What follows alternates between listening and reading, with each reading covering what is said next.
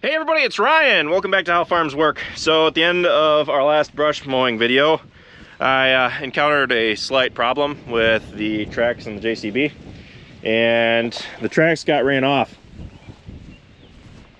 So what I'm going to be doing in this video is getting them back on, and it's actually a lot more simple than you'd think. When you throw a track, you know, at least the first time it happened to us, I thought it was the end of the world. But it's not that hard of a process when it actually happens. So typically what causes a track to be thrown is the tracks aren't tight enough, and it could be excessive track wear. It could be the undercarriage wear. What I think it is these tracks, between the things that I've used it for, which what I'm using it for now is pretty heavy duty, on top of what they used it for, the unit for before we bought it. I don't know what they put it through. So the tracks always kind of seemed stretched to me, I want to say, which is why I had been looking at the tracks when we originally bought this, because the tracks in themselves are getting up there. There is still plenty of grip on them, but the tracks themselves are getting stretched, and it's definitely noticeable because I can't seem to tighten them enough. If you don't keep your tracks tight enough, they will start throwing.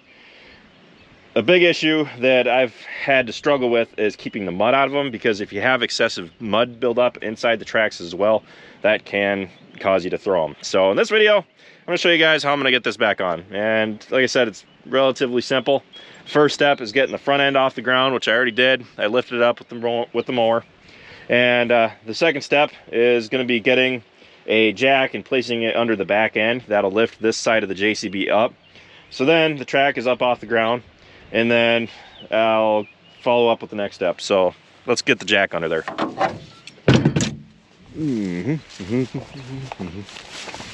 right. So I should have brought a wood block along. That would have made my life a lot easier.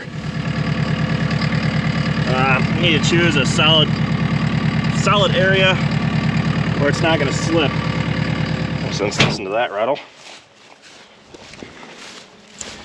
Got the jack under there now. Front end's elevated. We're going to jack up the back end now.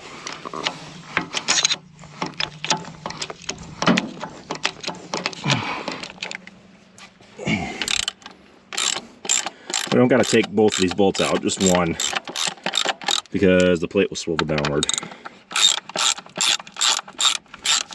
Put that back in there for safekeeping for now.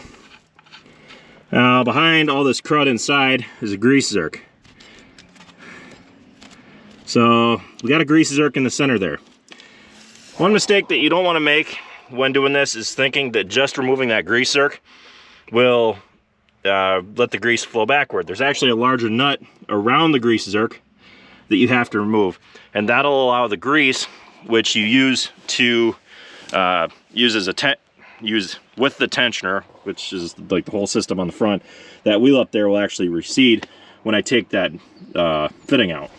It's actually really important that you don't loosen the wrong thing, like I said, because you'll remove just that grease zerk and think, why isn't it coming out like we had?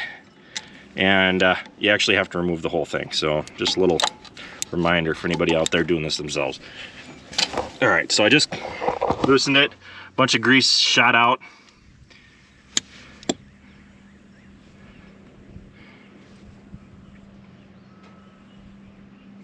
Go ahead and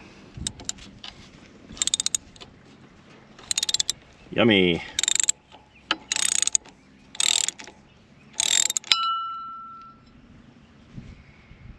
So in the meantime, that tensioner is coming back, which is going to allow us to get the track back on.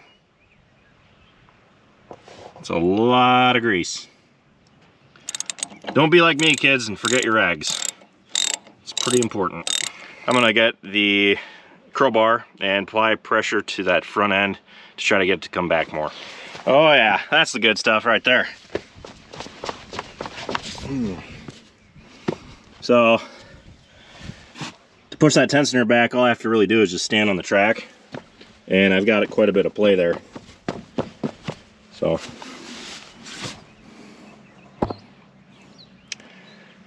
getting there. not quite close enough. Well, I've got the track loose. It's time to do some fancy work with the crowbar to get the front end of the track back where it should be.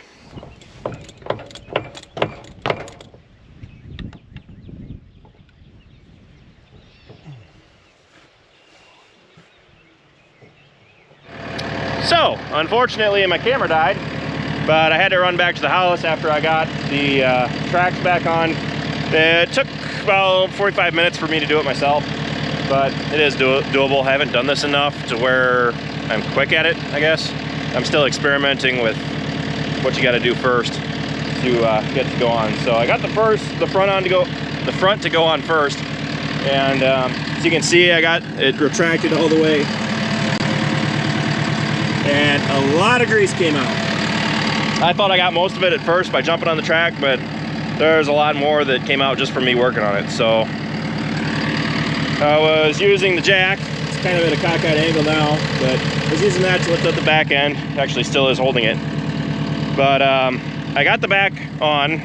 What I did was I got the main drive on first, and then I got the front on, and then I jacked up the rear with the jack and just kind of sat on the ground and kicked it in with my feet. So wasn't too hard to do. It's a lot faster if you got someone else here to help you, but I did pretty good, I think. The sun's not completely down yet, so I'm gonna put that grease fitting back on and then fill it full of grease. I'm gonna expand it back out. I forgot my tape measure. I'll do that later. But there's supposed to be roughly 1 inch of play in that bottom roller to the track. So when you have the front end up off the ground, this roller should have about 1/2 inch of play. But since I don't have my tape measure, I'm gonna do it just by my own sight. Then once I get back to the buildings, I can do it properly and get it back. This is just to get me back to the buildings. By the time I get this all greased back up and come back out for the four-wheeler, I'm gonna be walking in the dark. So now I don't want to get any junk inside that tensioner, so I ran some grease through it. I'm gonna clean that off a little better, but there's a bunch of dirt and stuff collected on it, so that's just to get that nice and clean so that I don't pump dirt in there, because I could give myself issues in the future, especially since I know that I've pumped out as much grease as I have. The new stuff that I put in at first, I definitely want to be clean.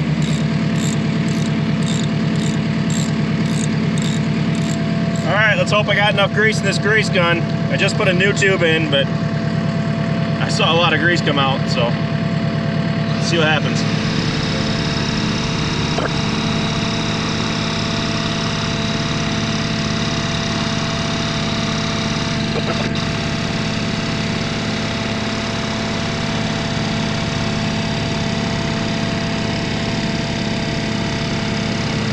I doubt we're totally kosher, but I got the bottom to at least lift up off the ground. I got to take that jack out of the back and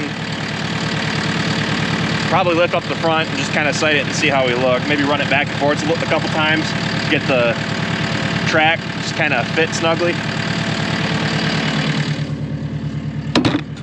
Leave the four-wheeler here, I'll come back for this. All right, let's test this out.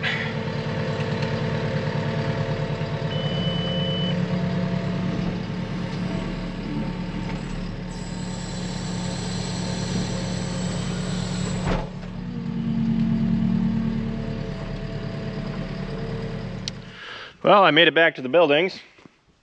Now I gotta walk all the way to that hillside right on the horizon there.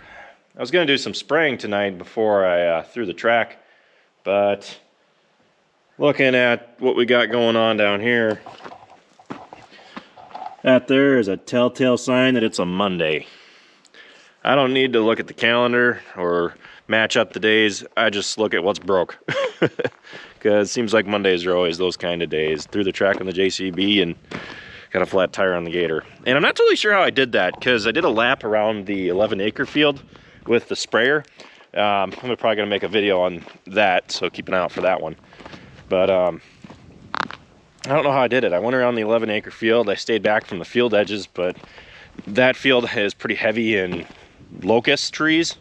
So I must have ran over a fallen branch or something like that. It's just the front left one, so that's tomorrow morning's project. I can worry about that then. So by the time this video posts, she's gonna know what it is, but right now she doesn't yet.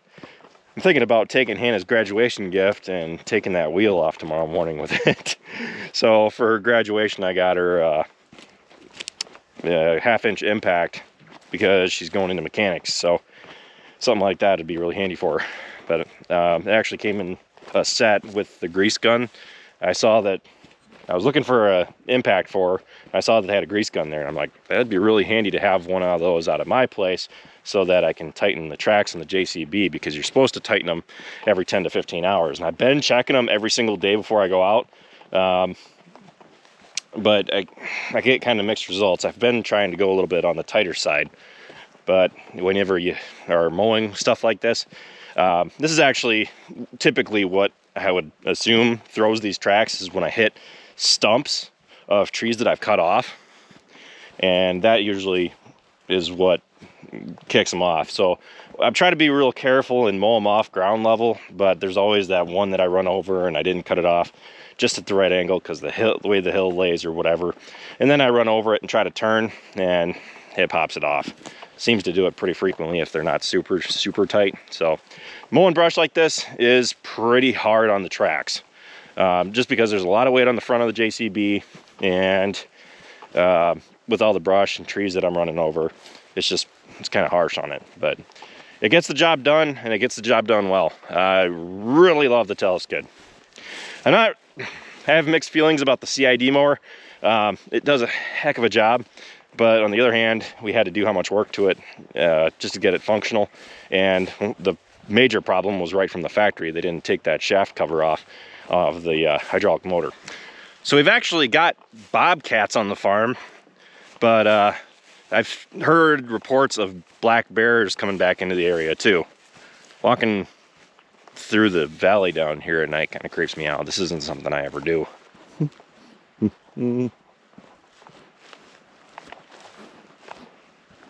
Hey ghosts, it's me, your boy. Don't mind me. This isn't even the creepy part of the pasture. The Klein pasture is the bad one. Got frogs. At least that's what I'm telling myself. It's a beautiful night. Holy cow.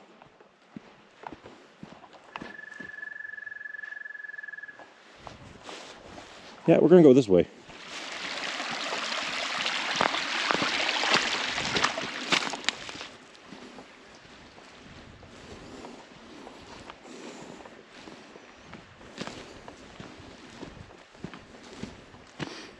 Don't mind me, I'm not dinner. It was a 10-minute walk.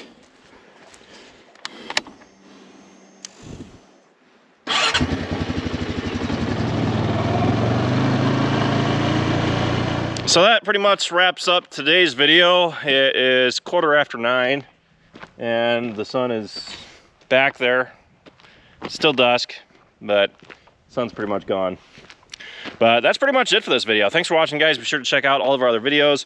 Be sure to like, comment, and subscribe. And be sure to follow us on Facebook, Instagram, Twitter, and Snapchat. All how farms work. Hopefully this video helped someone who's, in my own particular situation. I am a member of a Teleskid group, and someone asked how they get the tensioner to release. And someone told them to take off the grease zerk. And it's actually that whole fitting around the grease zerk. We made the same mistake, and I'm sure many other people will as well. So, 'tis life. Anyway, I'll see you next time.